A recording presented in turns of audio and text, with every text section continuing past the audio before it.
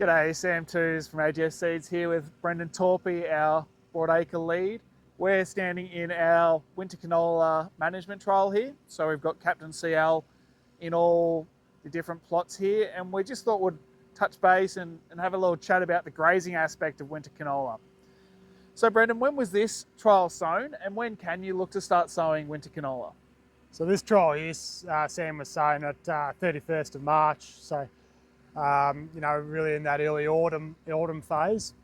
For winter canola though, winter canola can be spring sown. What the advisement is with winter canola is ensuring you're not sowing it too early in the spring.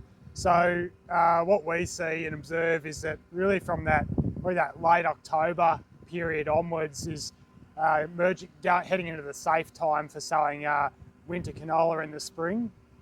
Certainly from November, December is that more ideal timing from a spring, early summer sowing. And the reason of not going earlier than that is because the earlier we go, say into early October or September, the plant can begin to accumulate its vernalisation requirement through that time. And then when we get into the subsequent autumn, as it begins to accumulate cold again for the vernalisation requirement, we can see early bolting at that time. So if a farmer has moisture irrigation anytime after October, they can plant, get multiple grazings off it. Yeah. And coming into the winter, what kind of timings do they have to consider when they're looking to lock up and take it through for a grain crop?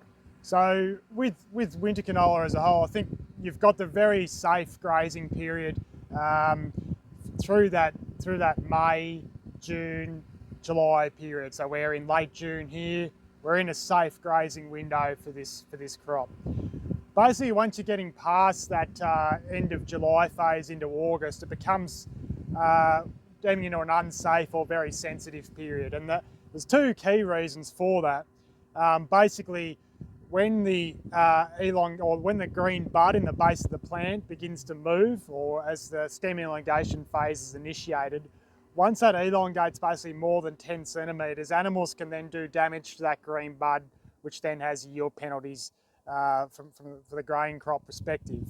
And second to that, grazing too late into the winter means the crop has less time to build biomass back up, or what we call residual biomass back up, before the crop enters into stem elongation.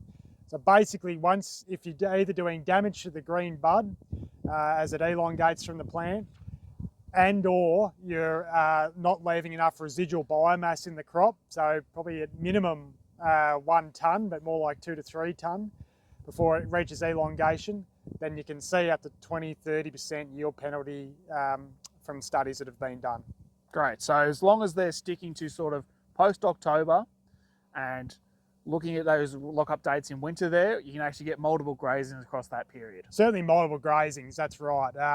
So, obviously depending on when you're sowing, the earlier sowing time in, say if you're sowing in December or then January, February, there's obviously more opportunities to be grazing that crop through the autumn and into winter. So certainly multiple grazings. It's just about managing not grazing too hard, too late.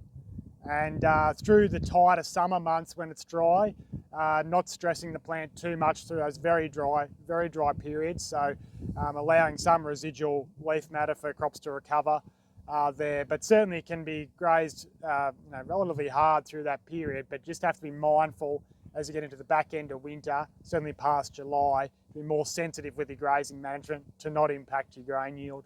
Great. All right, well, let's get a little bit closer and we'll point out a few different things we're doing in this management trial. And we're going to have a bit of a closer look at the plant here now. Can you run us through what we're trying to achieve in this management trial of Captain Canola and how changing sowing rates impacts the biomass for grazing and also the plant type as we go towards harvest? Yeah, absolutely, Sam. So really when we set out to do this trial, our key aim was to look at, I guess, two to three key tools we can use as levers to manage biomass accumulation for grazing, but also managing the plant height and harvestability of winter canola from a grain yield and harvest perspective. So we've looked at 4 different seeding densities across the trial. We'll also look at grazing and non-grazing as part of the trial and the impacts that makes on harvestability in the back end of the season and lodging. And we'll also have a look at some experimental things with plant growth regulators as well as part of the trial as some demonstration work in there or testing for that.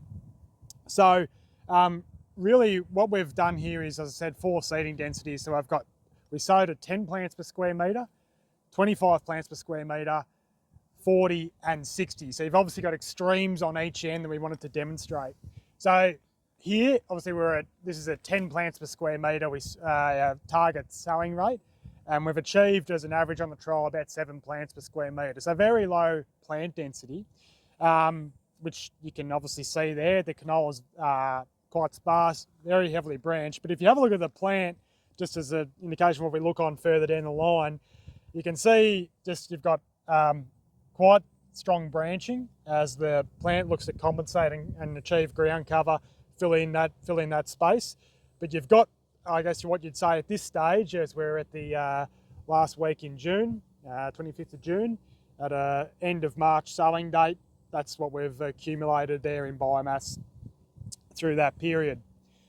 If we just step a little bit further down here, we'll move into the 25 plants per square metre. So visually you can see you've achieved, we've achieved around 17 plants per square metre in our testing, but our target sowing rate was at 25 plants per square metre. Instantly, what you notice is you've got a slightly taller canopy, and I guess immediately when you look at the plants, you can see, that's a pretty healthy looking winter canola plant. We don't have quite that sprawl you see down there, but you can see more of that upright growth there. So that's 25 plants per square metre. So moving on from the 25 plants per square metre into our 40 plants per square metre plots here. So immediately you notice that obviously the density of the plot's even greater again. A bit hard to see on camera, but you do have an overall taller plant type in there, and from a weed competition again and grazing density very strong. But when you have a look at the plant itself, you start to really see the stems a lot thinner in comparison. You've got more of that upright growth, and I guess the best comparison to that is thinking about trees in a forest.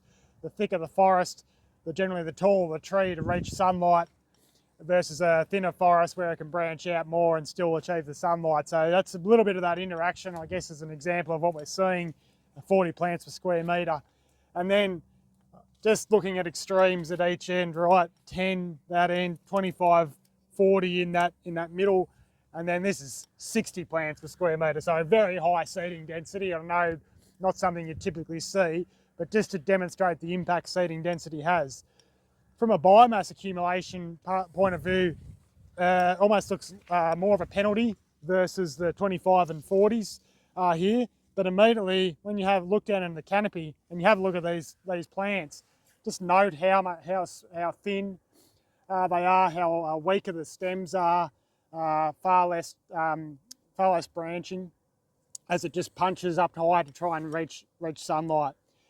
And herein lies some of the issues where we see too high seeding densities in canola, particularly winter canola, for lodging risk at the back end of the season. You have weaker main stems or thinner main stems, branching high for sunlight, far more prone to lodging, and issues with harvestability at the back end. So that's just a demonstration, even at this stage in late June, how that's playing out.